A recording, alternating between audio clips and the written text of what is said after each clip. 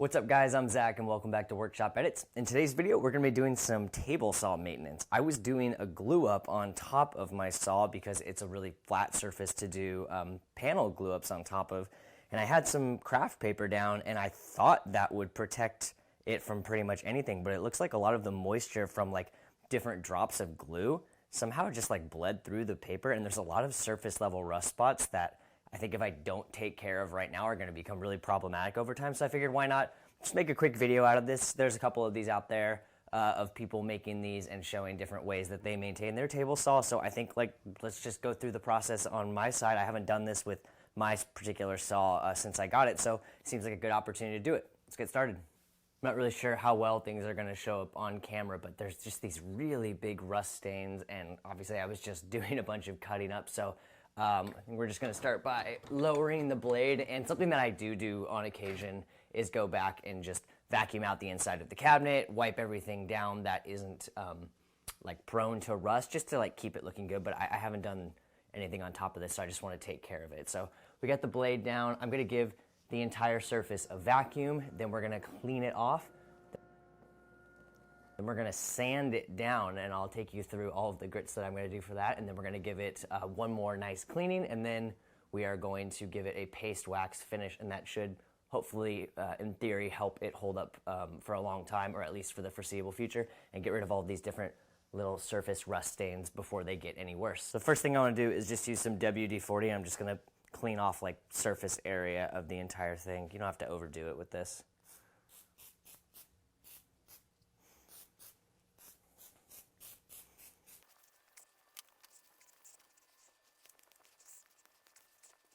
One other thing I'm going to do is just loosen the bolts on the framing on this side, and there's an undermount here, and just lower this melamine piece like a 1/4 inch out of the way, just so that I can sand all the way up to the edge here and not damage this.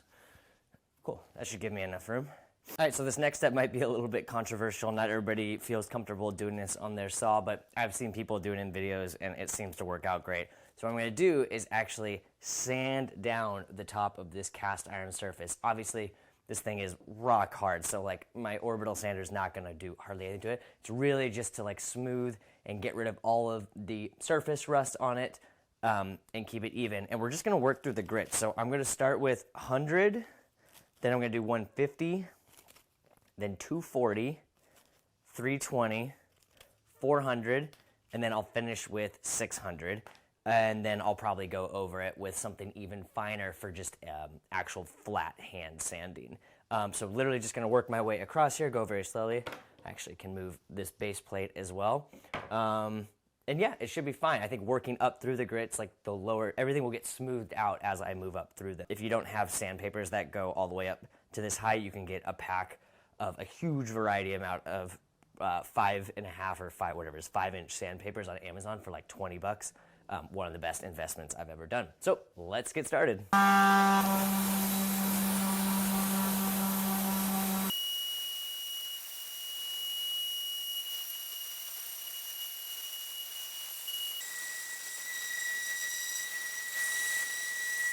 It's probably a little difficult to see, but it's incredible how just one pass at 100 grit, it looks so much better over here than it does over here. And there's a little bit of like orbital sander swirl marks, but all of that, as I continue to go through the grits, will get sanded out, and then once we like clean everything off, it should look really good. I'll try to do a close-up so you can just see the differences.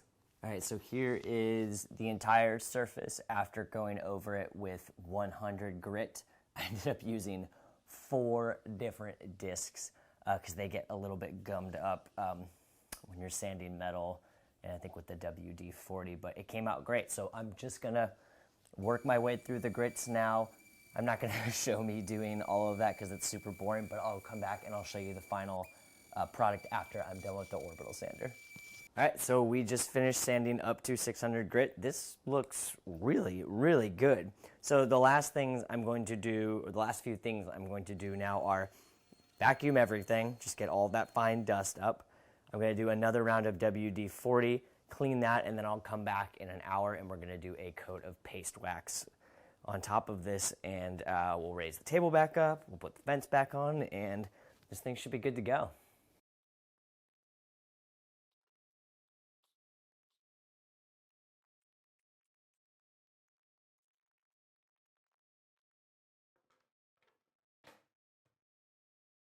All right, so that is going to wrap it up for this video. Relatively straightforward process. I think this took me about an hour. I think the majority of the time was actually the first round of sanding on here, but again, really worth it to do this for any of your table saw tops. I'll do some close-up shots so you could see there's no sanding marks or anything like that. This thing looks great. Paste wax is on there and buffed into there, and I'm really happy with just overall how it came out, getting rid of that rust, and this has like been something on my list to do for a long time, so it's nice to see it sort of come to fruition. A couple other things that I still need to do, but I'm going to save those for later.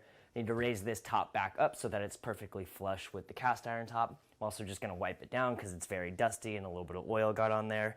Tighten everything back up, and then I'll probably do one more vacuuming and like wiping down of the base floor. Hopefully you enjoyed this video. Hopefully you learned something. If you're looking to just do like routine table saw maintenance, this is definitely one of the easiest ways to go about just refinishing that top. If you've scratched it, you have surface level rust on it, it's definitely something that you should take care of. These things are worth a lot of money, and it's really valuable to me to have this thing in my shop, and it's the heart of my shop, so having it in its sort of like best functioning state is really important to me. I will leave a list of all of the materials that I used. I'm also going to make a written article for this, so you can just follow step by step if you want to go back and reference something. And yeah, thanks again for watching, and I'll see you guys next time on whatever it is that I'm building. Bye.